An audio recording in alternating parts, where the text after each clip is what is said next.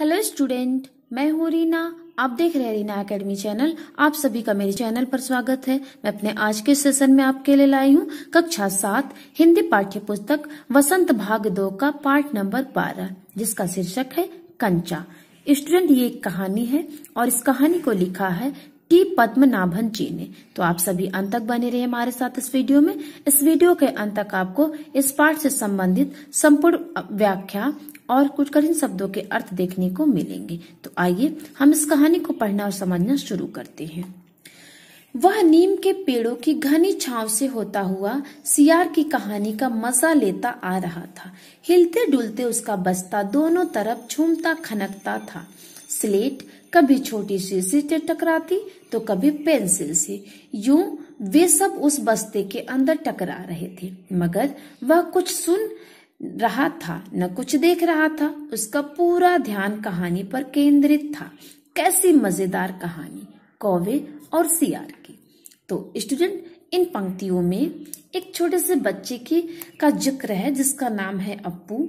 वो बच्चा अपने स्कूल का बस्ता टांग करके अपने स्कूल जा रहा था और रास्ते में ही वो एक सियार की और कौवे की कहानी को पढ़ता हुआ जा रहा था।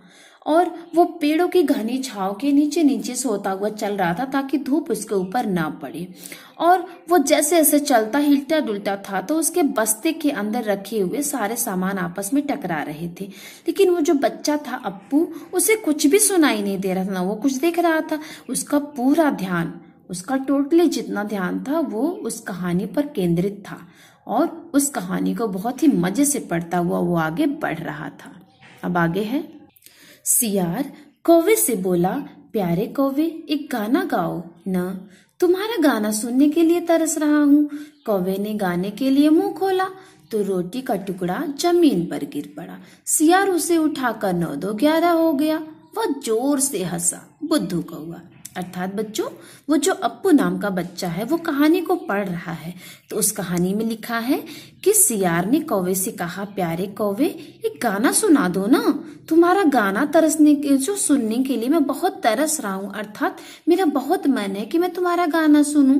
तो कौवे ने तो अपने मुंह में चोंच में रोटी दबा रखी थी और जैसे ही कौवे ने गाने के लिए मुंह खोला उसका रोटी का टुकड़ा जमीन पर गिर पड़ा। सियार को तो वही चाहिए था, वो इसीलिए कौवे को गाने के लिए कह रहा था। बस सियार ने कुछ नहीं देखा, बस रोटी को उठाया, 9 2 11 यानी वहां से बहुत ही जोर से भाग गया।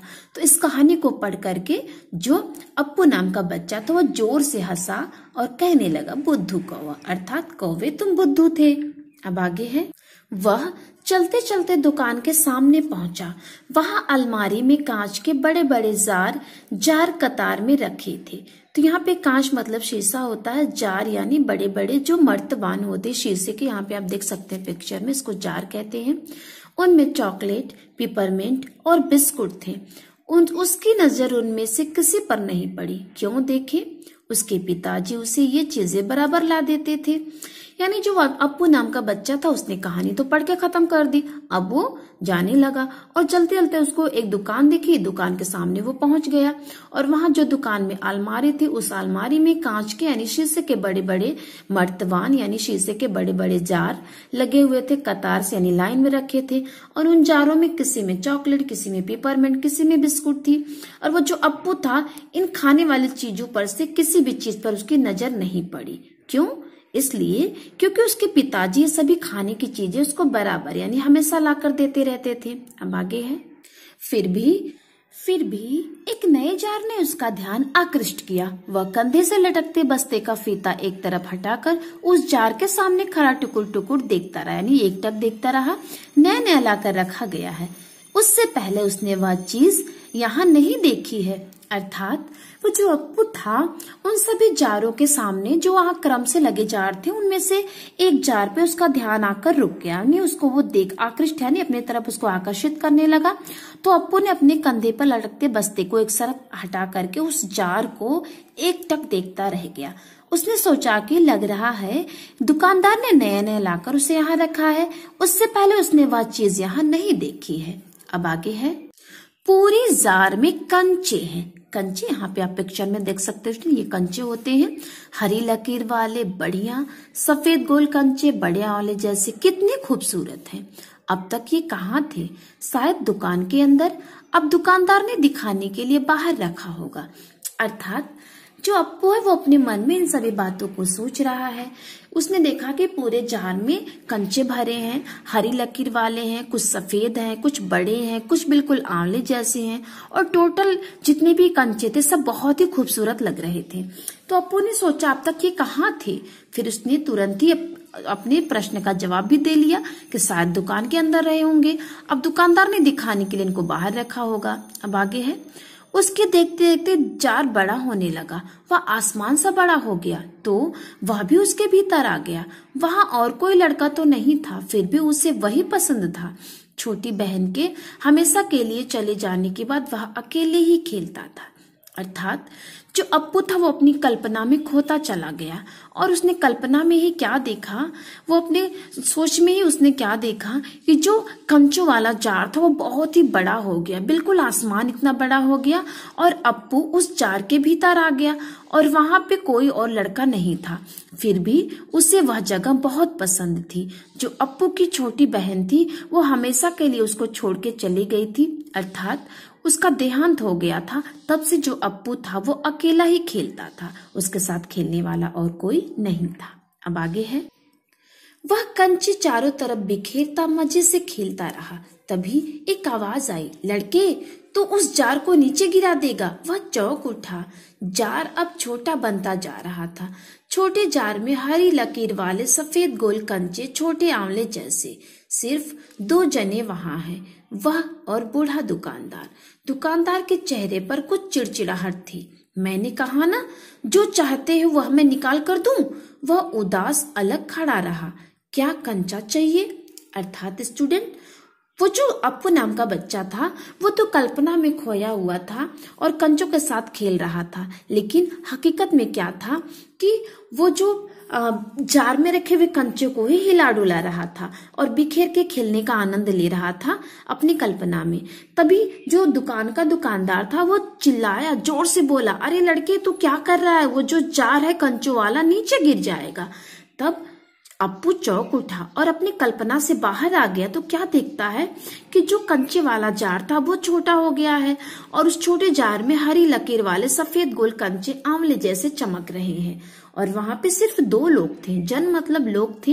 एक वह अप्पू खुद, दूसरा उस दुकान का मालिक दुकानदार जो कि बूढ़ा आदमी था। और दुकानदार के चेहरे पर कुछ चिड़चिड़ाहट थी, अर्थात वो अप्पू की हरकत से चिड़चिड़ा रहा था, गुस्सा हो रहा था। तो उस दुकानदार ने कहा, मैंने कहा ना जो भी कंचे तुम्हें चाहिए मैं निकाल कर दूं। तो उसकी बातें सुनकर अप्पू उदास हो गया और अलग जाके खड़ा हो गया। तो दुकानदार ने फिर कहा, क्या कंचा चाहिए? और इतना कहकर दुकानदार ने जार का ढक्कन खोल करके कंचा निकालना चाहा तो अप्पू ने निषेध में सिर हिलाया। अर्थात अप्पू ने कहा, नहीं मुझे नहीं चाहिए। उसने इस बातों को संकेत से सिर हिला के कह दिया दुकानदार से। तो फिर सवाल खूब रहा, क्या उसे कंचा चाहिए? क्या चाहिए उसे खुद मालूम नहीं है। जो भी हो, उसने कंचे को छूकर देखा। जार को छूने पर कंचे का स्पर्श करने का एहसास हुआ। अगर वह चाहता तो कंचा ले सकता था, लिया होता तो। यानी जब अप्पू ने कहा नहीं, सिर हिला दिया कि मुझे कंचे नहीं चाहिए, तो दुकानदार ने कहा तो फिर। तो अप्पू सोचने लगा, सवाल खूब रहा, क्या उसे कंचा चाहिए, क्या चाहिए, मतलब इस बातों का सवाल के जवाब उसके पास खुद नहीं थे अप्पू के पास कि उसे क्या चाहिए, कंचे चाहिए या नहीं चाहिए। इस बात के बारे में उसे खुद भी नहीं समझ में आ रहा था। जो भी हो, उसने कंचे को हाथ से छुआ और जार के ऊपर से छूने पर कंचे का जो स्पर्श था, छूने का जो अनुभव था, उसका एहसास हुआ। अगर वह चाहता तो कंचे खरीद सकता था। अगर उसने कंचा लिया होता तो क्या होता। इन सब बातों के बारे में अप्पू सोच ही रहा था कि तभी स्कूल की घंटी बजने लगी, जिसकी आवाज सुनकर वह बस्ता थामे हुए दौड़ पड़ा। देर से पहुंचने वाले लड़कों को पीछे बैठना पड़ता था। उस दिन वही सबके बाद पहुंचा था, यानी क्लासरूम में सबसे बाद में अप्पू ही पहुंचा था, तो इसलिए वह चुपचाप पीछे की बेंच पर बैठ गया। सब अपनी अपनी जगह पर है। रामन अगली बेंच पर है, वह रोज समय पर आता है। तीसरी बेंच के आखिरी में मल्लिका के बाद अम्मू बैठी है। जॉर्ज दिखाई नहीं दिया। लड़कों के बीच जॉर्ज ही सबसे अच्छा कंचे का खिलाड़ी है। कितना भी बड़ा लड़का उसके साथ खेले, जॉर्ज से मात खाएगा। हारने पर यूं ही विदा नहीं हो सकता। हारे हुए को अपनी बंद मुट्ठी जमीन पर रखनी होगी, तब जॉर्ज कंचा चलाकर बंद मुट्ठी के जोड़ों की हड्डी तोड़ेगा। जॉर्ज क्यों नहीं आया? अर्थात जब अप्पू अपने क्लासरूम में पहुंच गया तो वो क्या देखता है कि रामन तो अगली बेंच पर बैठा, क्योंकि वो डेली समय से स्कूल आता है। तीसरी बेंच पर मल्लिका बैठी, फिर मल्लिका के बाद अम्मू नाम की लड़की बैठी है, लेकिन जो जॉर्ज नाम का एक बच्चा था वो नहीं दिखाई दे रहा था। और इस बात को अप्पू भली भांति जानता था कि इन सभी लड़कों में जॉर्ज ही कंचे का सबसे अच्छा खिलाड़ी, यानी कंचा कैसे खेला जाता है इस बारे में जॉर्ज से अच्छा कोई नहीं जानता था। कितना भी बड़ा लड़का उसके साथ खेले, लेकिन जॉर्ज से मात खाएगा, यानी हार जाता था। और हारने के बाद यूं ही जॉर्ज उसको नहीं छोड़ता था, बल्कि हारे हुए को अपनी मुट्ठी बंद करके जमीन पर रखनी होती थी। तब जॉर्ज कंचा चलाकर बंद मुट्ठी के जोड़ों की हड्डी तोड़ेगा, यानी जो बच्चा हार जाता था वो जॉर्ज ऐसे उसको नहीं छोड़ देता था, बल्कि उस हारे हुए बच्चे को अपनी मुट्ठी बंद करके जमीन पर रखनी होती थी और जॉर्ज कंचे चला चलाकर उसकी मुट्ठी के ऊपर कंचा मारता था। फिर वो सोच रहा है जॉर्ज क्यों नहीं आया। फिर अरे हाँ, जॉर्ज को बुखार है ना, उसे रामन ने सूचना दी थी। उसने मल्लिका को सब बताया था। जॉर्ज का घर रामन के घर के रास्ते में पड़ता है। अब वो कक्षा की तरफ ध्यान नहीं दे रहा है। यानी फिर जो अचानक ही उसे ध्यान में आ गया कि अरे हाँ, जॉर्ज को तो बुखार था, रामन ने उसे बताया है, मल्लिका ने भी सबको बताया था, और जॉर्ज का घर रमन के घर के रास्ते में पड़ता है। लेकिन जो अप्पू था ना, इन सब बातों के बारे में सोच रहा था और कक्षा में क्या हो रहा है उसके बारे में उसको ध्यान ही नहीं था। मास्टर जी, उसने हड़बड़ी में पुस्तक खोलकर सामने रख ली। रेलगाड़ी का सबक था। रेलगाड़ी रेलगाड़ी पृष्ठ 37। घर पर उसने यह पाठ पढ़ लिया है। मास्टर जी बीच बीच में बेंत से मेज ठोकते हुए ऊंची आवाज में कह रहे थे, बच्चों, तुम में से कई ने रेलगाड़ी देखी होगी। उसे भाप की गाड़ी भी कहते हैं, क्योंकि उसका यंत्र भाप की शक्ति से ही चलता है। भाप का मतलब पानी से निकलती भाप से है। तुम लोगों के घरों के चूल्हे में भी अप्पू ने भी सोचा रेलगाड़ी। उसने रेलगाड़ी देखी है, छुक छुक यही रेलगाड़ी है। वह भाप की भी गाड़ी का मतलब। मास्टर जी की आवाज अब कम ऊंची थी। वे रेलगाड़ी के हर एक हिस्से के बारे में समझा रहे थे। अर्थात जब मास्टर जी क्लासरूम में आए तो हड़बड़ा करके अप्पू ने अपने बैग से पुस्तक यानी बुक निकाल ली और रेलगाड़ी के सबक को खोलकर, यानी उसके पार्ट को, रेलगाड़ी वाला जो पार्ट था उसको खोलकर बैठ गया। यानी उसका पेज नंबर 37 यानी 37 था और उसने यह पाठ अपने घर पर ही पढ़ लिया था। और बीच बीच में मास्टर जी पढ़ाते वक्त स्टिक से मेज को ठोकते हुए ऊंची ऊंची आवाज में पूछ रहे थे, यानी बहुत ही तेज तेज आवाज में, कि बच्चों, तुमने रेलगाड़ी देखी है? तुम में से कईयों ने रेलगाड़ी देख रखी है। उस रेलगाड़ी को भाप की भी गाड़ी कहते हैं, क्योंकि उसका जो यंत्र होता है, जो मशीन होती है, वो भाप की शक्ति से चलता है। भाप का मतलब पानी से निकलने वाला भाप। तुम लोगों के घर के चूल्हे में भी भाप निकलता, अर्थात धुआं निकलता। तो अप्पू भी इस रेलगाड़ी के बारे में सोच ही रहा था कि तभी जो है कि वो फिर से कल्पनामिक होने लगा।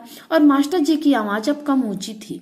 यानी जब मास्टर जी को लगा कि सारे बच्चे ध्यान से मेरी बातों को सुन रहे हैं, तो वो अब धीरे बोलने लगे और रेलगाड़ी के हर एक पार्ट के बारे में बच्चों को समझा रहे थे।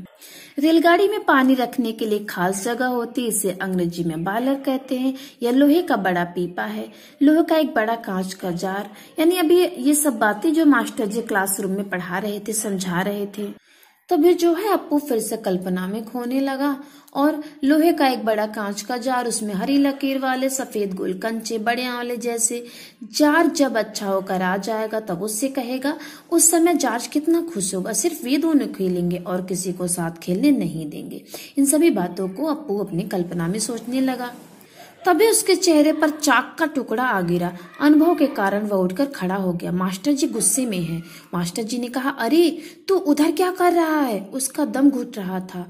बोल, यानी बहुत गुस्से मास्टर जी ने कहा, बोल तो क्या कर रहा है? वह खामोश खड़ा रहा। मास्टर जी ने कहा, क्या नहीं बोलेगा? वे अप्पू के पास पहुंचे। सारी कक्षा सांस रोके हुए उसकी तरफ देख रही थी। उसकी घबराहट बढ़ गई। यानी जब अप्पू ने देखा मास्टर जी इतने गुस्से में, तो और ज्यादा घबराने लगा, परेशान हो उठा। मैं भी किसके बारे में बता रहा था? मास्टर जी और गुस्से से बोले। कर्मठ मास्टर जी उस लड़के का चेहरा देखकर समझ गए कि उसके मन में और कुछ है। शायद उसने पाठ पर ध्यान दिया भी हो, अगर दिया है तो उसका जवाब उसके मन से बाहर ले आना है, इसी में उनकी सफलता है। यानी टीचर ने भी अपने मन में ठान रखा था कि उन्होंने सोच लिया कि अप्पू के मन में कुछ और ही चल रहा है, मैंने जो पाठ पढ़ा इस पर उसने ध्यान नहीं दिया। लेकिन अगर उसने ध्यान दिया है तो वो क्या जवाब देना चाहता है, इस बात को वो उसके मन से बाहर लाना चाहते थे और इसी में अपनी सफलता समझते थे। तो अब आगे मास्टर ने कहा, हाँ हाँ बता, डरना मत। मास्टर जी ने देखा अप्पू की जबान पर जवाब था। फिर मास्टर ने कहा, हाँ हाँ। तो अप्पू ने कांपते हुए बोला, कंचा। मास्टर जी सकपका गए, वो बोली, कंचा। कक्षा में भूचाल आ गया। इन्हें ऐसा लग रहा था कि क्लासरूम में भूकंप आ गया हो। और मास्टर जी ने कहा, स्टैंड अप, अर्थात खड़े हो जाओ। मास्टर साहब की आंखों में चिंगारियां सुलग रही थी। मास्टर जी बहुत ही गुस्से में थे। अप्पू रोता हुआ बेंच पर चढ़ा। पड़ोसी कक्षा की टीचर ने दरवाजे से झांक कर देखा, फिर सम्मिलित हंसी।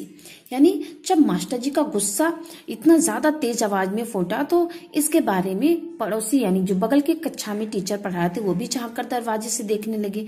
फिर सभी लोग हंसने लगे। तो रोकने की बहुत ज्यादा कोशिश किया अप्पू ने अपने दुख को, लेकिन वो नहीं रोक सका और रोने लगा। शुभक्ता यानी रोने लगा। रोते रोते उसका दुख बढ़ता ही गया। सब उसकी तरफ देख देख कर उसकी हंसी उड़ा रहे थे। रामन, मल्लिका, सब यानी सभी बच्चे उसको रोता हुआ देख करके उसकी हंसी उड़ा रहे थे। बेंच पर खड़े होकर उसने सोचा, यानी बेंच पर खड़े खड़े उसने सोच लिया, दिखा दूंगा सबको, जॉर्ज को आने दो।